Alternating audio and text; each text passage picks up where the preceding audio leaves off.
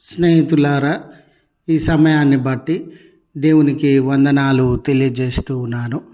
ప్రేమపూర్వకంగా మిమ్మల్ని అందరినీ వాక్య ధ్యానంలోనికి ఆహ్వానిస్తూ ఉన్నాను.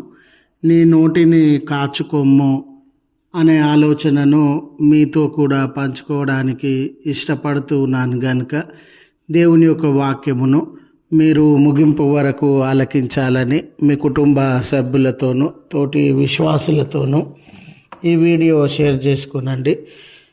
అలాగుననే మీ ప్రార్థన మనవులు ఎట్టివైనను కామెంట్స్ రూపంలో కానీ ఫోన్ కాల్ ద్వారా కానీ తెలియజేయండి. నమ్మకంగా మీ కొరకు ప్రార్థిస్తాము. ఈ వీడియో మీ ఆధ్యాత్మిక జీవితంలో ఉపయోగకరంగా ఉంది అని మీకు అనిపిస్తే దయచేసి ఈ ఛానల్ను సబ్స్క్రైబ్ చేసుకునవలసినదిగా మనవి చేస్తూ ఉన్నాం. లేఖనము ప్రసంగి గ్రంథము 5వ అధ్యాయము 2వ వచనము. నీవు దేవుని సన్నిధిని అనాలోచనగా పలుకుటకు నీ హృదయము త్వరపడనీయక నీ నోటిని కాచుకొమ్ము.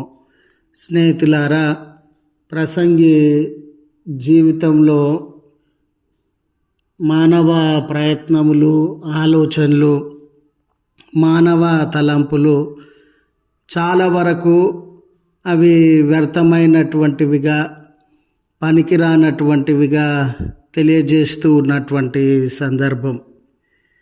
అన్నీ వ్యర్థమని తెలియజేస్తూ ఉన్నటువంటి ప్రసంగి గారు ఈ ఒక్క సలహాను మానవ జీవితంలో అందజేస్తూ ఉన్నారు. ఆ సలహా ఏమిటంటే, నీ నోటిని కాచుకొమ్ము. మన జీవితాలలో, ప్రయత్నాలలో, అనుదిన క్రియలలో మనము నోటిని చాలా విపరీతంగా అడ్డు అదుపు లేనటువంటిదిగా వాడేటటువంటి వారంగా ఉంటాం. మనము చాలా విషయములను దుర్వినియోగము చేస్తూ ఉన్నట్లుగానే మన నోటిని దుర్వినియోగము చేసేటటువంటి వారంగా ఉంటాం. మనలో చాలామంది నోటిని చాలా ప్రమాదకరమైనటువంటి ఆయుధంగా వాడేటటువంటి వారంగా ఉంటాం. ఇతరులతో మాట్లాడుతూ ఉన్నప్పుడు వారిని హింసించేలా, బాధ పెట్టేలా, వారి హృదయములు గాయపరచబడేలా, వారు నిరాశ నిస్పృహలకి లోనయ్యేలా కఠినమైన, బాధ కలిగించే, విమర్శతో కూడినటువంటి మాటలను మాట్లాడేటటువంటి వారంగా ఉంటాం. అంత మాత్రమే కాదు, చాలా పర్యాయాలు గర్వముతో కూడినటువంటి మాటలను, అనాలోచితమైనటువంటి మాటలను మాట్లాడేటటువంటి వారంగా ఉంటాం. ఇలాంటి తరుణంలో నీ నోటిని కాచుకొమ్ము అనే లేఖనము లేక హెచ్చరిక మన జీవితాలలో దేవుడు అనుగ్రహించేటటువంటి వాడుగా ఉన్నాడు. విశ్వాసులమైనటువంటి మనము అదే ఆలోచనతో, అంటే బయటి ప్రపంచంలో ఎంత గర్వంగా మాట్లాడుతూ ఉన్నామో, అనాలోచితంగా మాట్లాడుతూ ఉన్నామో, వ్యర్థమైన మాటలు మాట్లాడుతూ ఉన్నామో, ఇతరులకి ఇబ్బందికరమైన, ఆయాసకరమైన మాటలు మాట్లాడుతూ ఉన్నామో, అదే హృదయంతో దేవుని సన్నిధానంలోనికి వెళ్ళి దేవుని సన్నిధిలో కూడా అలాంటి మాటలనే మాట్లాడేటటువంటి వారంగా ఉన్నాం. అందుకే ప్రసంగిలో ఈ లేఖనము తెలియజేయబడతా ఉంది. దేవుడు ఆకాశం అందున్నటువంటి దేవుడు అందరి మాటలను వినుచున్నటువంటి దేవుడు అందరి మాటలలోని అర్థాన్ని, భావాన్ని, తాత్పర్యములను ఎరిగినటువంటి దేవుడు. అలాంటి దేవుడు వింటూ ఉన్నాడు అనే స్పృహ, భయము మన జీవితాలలో ఉండాలని, అలాంటి దేవుని సన్నిధానంలో మనం మాట్లాడుతూ ఉన్నప్పుడు మన నోటిని మనం చాలా జాగ్రత్తగా వినియోగించాలని హెచ్చరిక వారు తెలియజేస్తూ ఉన్నారు. గనుక స్నేహితులారా, దేవుడు మన జీవితంలో మనము ప్రార్థించేటప్పుడు కానివ్వండి, లేక సంభాషణ చేసేటప్పుడు కానివ్వండి, దైవిక విషయములందు పాలుపంపులు పొందేటప్పుడు కానివ్వండి, మన మాటలు అవి గర్వం కలిగినటువంటివిగా ఉన్నవా, తిరస్కారంతో ఉండినవా, కఠినమైనటువంటివిగా ఉండినవా, బూతులతో కూడినటువంటివిగా ఉండినవా అనే విషయాన్ని దేవుడు పరిశీలన చేయగలిగినటువంటి దేవుడుగా ఉండినాడు. నువ్వు ఎంత జ్ఞానయుక్తమైనటువంటి మాటలను, అంత మాత్రమే కాదండి, మనం ఎంత జ్ఞానయుక్తమైన మాటలు మాట్లాడుతూ ఉన్నాం, మధురమైన మాటలు మాట్లాడుతూ ఉన్నాం, లేక అందరికంటే ఉన్నతమైనటువంటి మాటలు మాట్లాడుతూ ఉన్నాం.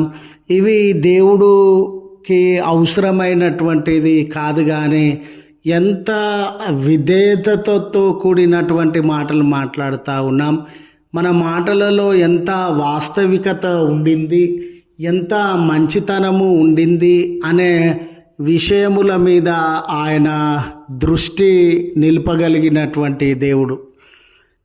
మన మాటల లోపల ఈ అంశాలు నిజమే.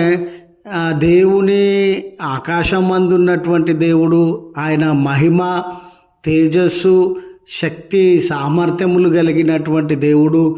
ఆయన ఎదుట నేను నోరు తెరిచేటప్పుడు నా జీవితంలో లేక నా మాటలలో విధేయత అనేది, ఆయన పట్ల గౌరవభావము అనేది, ఆయన వినుచున్నాడు అనే భక్తి, భయము అనేది, లేక నేను మాట్లాడే మాటలలో నిజము, వాస్తవము అనేది ఉందా అని మనము పరిశీలన చేసుకునేటటువంటి వారంగా ఉండాలి. నిజమే, దేవునికి ఇష్టము లేనటువంటి గర్వంతో కూడిన లేక అనాలోచితంగా కలిగిన, అసభ్యత కలిగిన మాటలను మాట్లాడకుండా మన నోటిని కాచుకునేటటువంటి వారంగా ఉండాలి. మన నోరు లేదా మన నోటి మాటలను బట్టి మనము దీవెనలోనికి నడిపించబడతామండి. అది కనికరము, దయ, విధేయత, మంచితనము, వాస్తవికత కలిగిన మాటలను మాట్లాడినప్పుడు ఏ రీతిగా దీవెనలలోనికి నడిపించబడతామో, అనాలోచితంగా గర్వము, అబద్ధము, మోసపూరితమైన, విధేయత లేని మాటలను మాట్లాడినప్పుడు దేవుని తీర్పులోనికి నడిపించబడతామండి. కనుక దీవెన మన నోటిలోనే ఉండింది, లేదా దేవుని యొక్క తీర్పు మన నోటిలోనే ఉండింది అన్న ఆ ఆలోచన కలిగి మనము మాట్లాడాలని మనవి చేస్తూ ఈ మాటలను ముగిస్తూ ఉన్నాను. ప్రార్థించుదము. కృపగల తండ్రి, ప్రేమగల మా దేవ, మీ పరిశుద్ధ ఉన్నతమైన నామమునకు కృతజ్ఞతలు, స్తోత్రములు చెల్లిస్తూ ఉన్నాం. అయ్యా, మరొక నూతన దినం మా జీవితాలలో మీరు అనుగ్రహించి ఉండగా మా జీవితంలో నూతన పరుచుకునే అవకాశాన్ని మాకు అనుగ్రహించండి.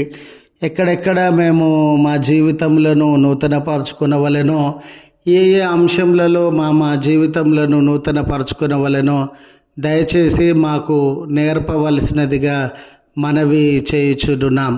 కనికరించండి యేసయ్య. ప్రార్థన అవసరత కలిగి మిమ్మల్ని సమీపిస్తూ ఉన్న బిడ్డలను, వ్యక్తులను మీ కృపలో జ్ఞాపకం చేసుకొని వారి అక్కర్లను అన్నిటినీ తీర్చండి. బలహీనతలలోనున్న, శ్రమలలోనున్న, దుఃఖంలో ఉన్న, కొదువలో ఉన్న, సమస్యలలో ఉన్న వారి ప్రార్థనలను అంగీకరించి మేలు దయచేసి దినపు దీవెనలతో వారిని దర్శించుమని క్రీస్తు పేరట వేడుకొనుచు ఉన్నాము తండ్రి. ఆమెన్. తండ్రి, కుమార, పరిశుద్ధాత్మ త్రియేక దేవుని దీవెన మనకు తోడై ఉండి మనలను కాపాడునుగాక.